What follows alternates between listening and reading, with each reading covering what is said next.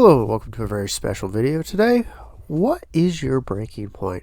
What is the point at which you will just say, no, nine, no more. The juice is not worth the squeeze. The hit is not worth the price when it comes to your hobby, be it Games Workshop or whatever. But we're going to talk mostly in the confines of miniature wargaming because that's one of my main hobbies. And towards the end of the video, I'll talk about channel updates or stuff I plan on doing in the future and health if you're interested. Otherwise, some basic Neo 3 footage in the background. Let's go. I've long had a theory that when it came to at least Games Workshop, there was a price point that was effectively close to the breaking. And I'd always considered it about $70. Now, the reason I always thought it was $70 is that people can justify up to $60. I've known a lot of people who especially are big in video games who will purchase a $60 thing every month or even twice a month. You never know.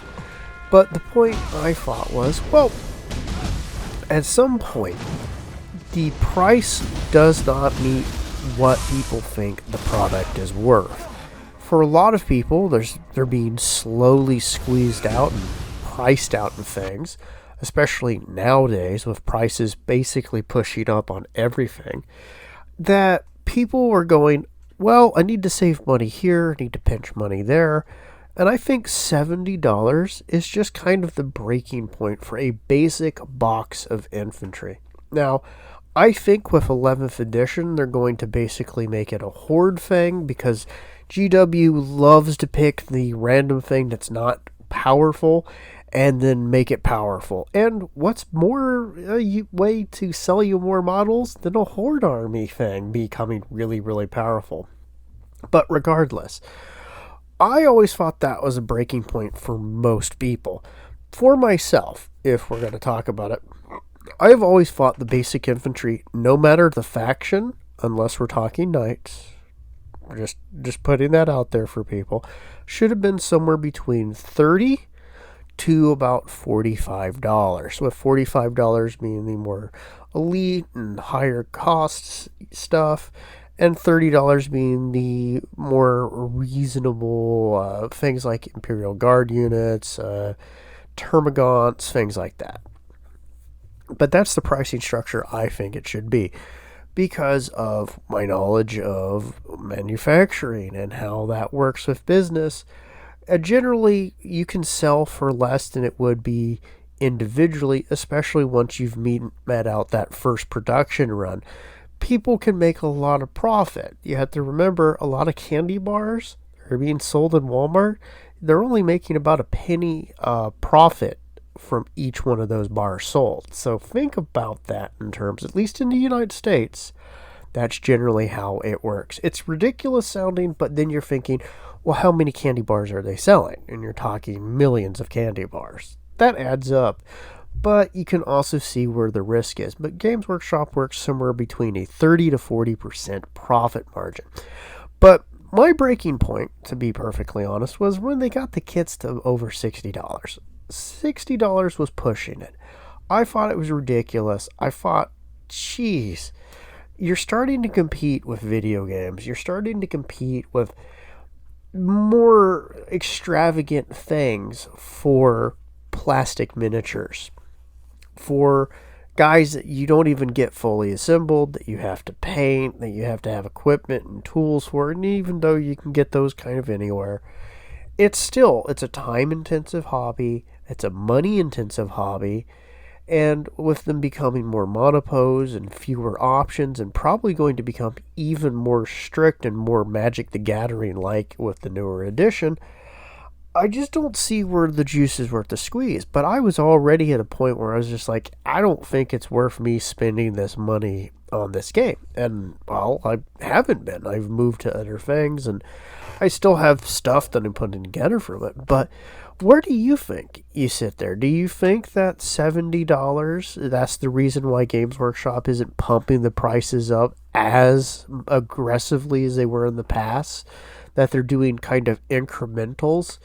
Do you think that's why? Do you think $70 would be where most people would be uncomfortable buying a box, at least reasonably, other than the wells. If you're a well, don't even waste your time. Just because you're so out of the normal, it's not worth knowing. But if you're not a well, if you're just a normal hobbyist and you enjoy the game, what's your breaking point? What's your point price where you think people will suddenly go, or at least where you won't? Where will it just not be worth it? And then you go, well, I'm going to put that money elsewhere. Mine was $60. I still think they're going to march those basic infantry sets or kits to about $70. They're just slow rolling it right now, hoping people will just kind of accept it.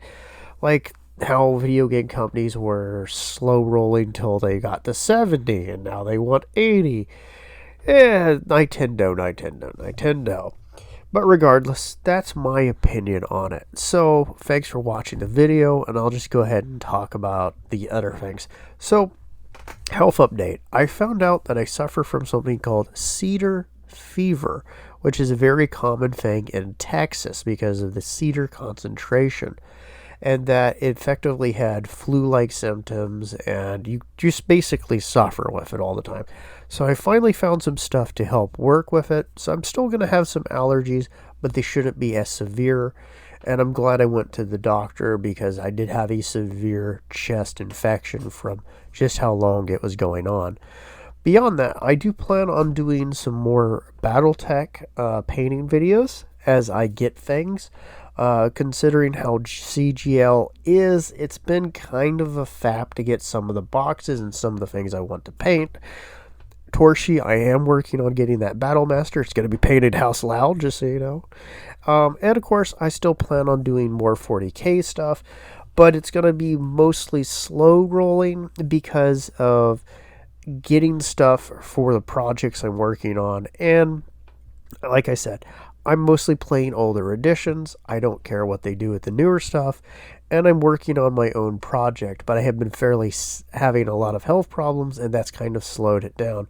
I am working on getting some more things, and then if anybody can let me on any good tips on where to get some older codexes, older books, things like that. I'm not asking for anything for free. I just, if you know any place that might be a good place for me to look, let me know. Right now, I'm just primarily getting stuff off eBay when I have a chance, and it's something as I said in the past, a lot of my stuff got destroyed in the move. I'm trying to recollect some of it, so it's been a bit of a fap.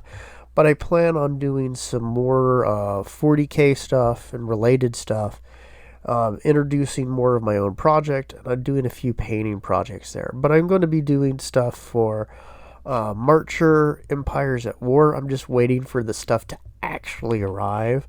I plan on doing some more stuff with Bolt Action and Conflict, and of course BattleTech, but I will not be giving up on 40K, at least the older stuff.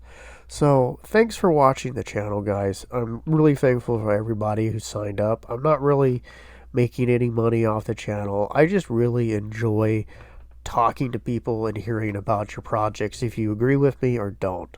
I just enjoy talking with hobbyists, and I don't really have a lot of that in the local area anymore. So, you guys have a fantastic day, and I'll see you next time. Bye-bye.